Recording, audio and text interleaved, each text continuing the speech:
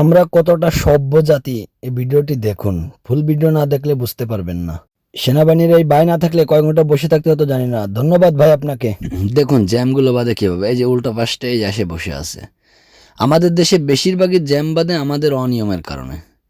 আমরা মানে কি বলবো, আমাদের মাথা কি কোনো জ্ঞানই নাই এই যে দেখেন, এই যে আসতেছে, এই যে নবাব সিরাজউদ্দৌলার বংশধর এইভাবে এসে এই মোড়ের সামনে যে দেখবেন এরাই জ্যাম বাঁধায় রাখছে। বাসটা যে কোনো কিছু উল্টা আসে, রাস্তাটা জ্যাম বাঁধায় বসে আসে। এটা তো একটা হাইও রোড, একটা হচ্ছে সাভার আরিচা হাই রোড। এই যে দেখুন, এই যে নবাব সিরাজউদ্দৌলার আর এক বংশধর মাইশা বাস, এরা উল্টো পাল্টে আসবে। এরা একটু সামনে ঘুরে আসলে হয়ে যায়, সব উল্টো পাল্টে আসবে। এদের মাথায় কবে বুদ্ধি দেবে আল্লাহ তাআলা আমি জানি না।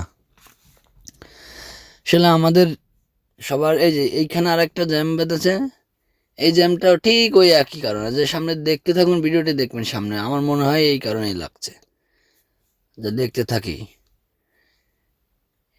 হুদাই এই জ্যামগুলো পুরো হুদাই, কিছু কিছু জায়গা যায় এরকমের ঘন্টার পর আধা ঘন্টা বসে থাকতে হয়। ডাইরেক্ট লেন দিয়েও কোনো লাভ হচ্ছে না। লোকাল বাসগুলো ডাইরেক্ট লেনের মুখে দাঁড়ায় থাকে, জ্যাম্বা দিয়ে বসে থাকে।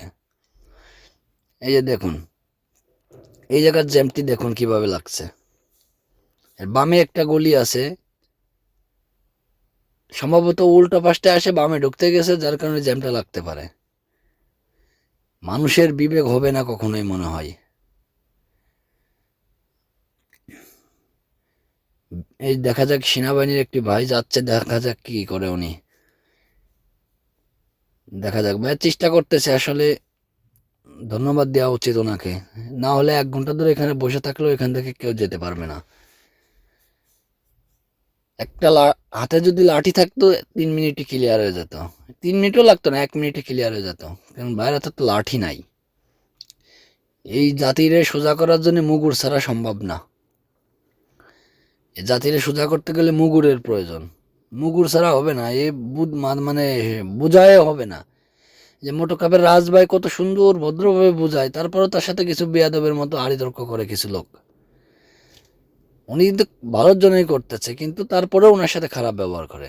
এই যে দেখা যায় সেনাবাহিনী, এই যে দেখেন, বললাম না জ্যামটা লাগে কিসের জন্য। দেখেন দেখেন, ট্রাক, লরি, অটো সব উল্টো পাশটা আছে। এই যে দেখেন, এই যে এই সেনাবাহিনীর বাড়িতে যদি না নামতো এখানে 1 ঘন্টা বসে থাকলেও যেতে পারতো না। এই দেখেন, এই গাড়ি ব্যাগ দেন, গাড়ি ব্যাগ দেন, মিয়া ফাজলামি করেন রাস্তায়, গাড়ি ব্যাগ দেন। এই গাড়ি ও জায়গাতে ঘুরে আসবেন। এই যে দেখেন, এই যে সব, এই ভাই আপনি এখানে দাঁড়ায় আছেন কেন, উল্টা পাশে আসে গাড়ি ব্যাগ দেন। ফাজিল কোথাকার। কি একটা অবস্থা, জমিদার বংশধর হয়ে গেছে সব। কি বলবো আর। এত বড় বড় গাড়ি, ট্রাক, লরি, এরা উল্টো পাশে ঢুকায় দেয়। এত, এই যে দেখেন এই দেখুন, এই যে সামনে ইউটার্ন দিয়ে চিত্র দিয়ে আছে, হ্যাঁ সামনে একটি ইউটার্ন, ওই পাশে একটা, পিছনে একটা ইউটার্ন আছে। হেমায়তপুরের মোড়ের আগে ইউটার্ন, 1 থেকে 1.5 কিলো বা 2 কিলো এরকম একটা ইউটার্ন। রাস্তা ফাঁকায় থাকে, টান দিয়ে আসতে আপনার 2 মিনিট সময় লাগে। এই যে এখান থেকে একটা ইউটার্ন, কি সুন্দর। ওইখান থেকে ঘুরে আসতে হয়তো 2 মিনিট সময় লাগবে, কিন্তু এই পাশটা ওরা উল্টো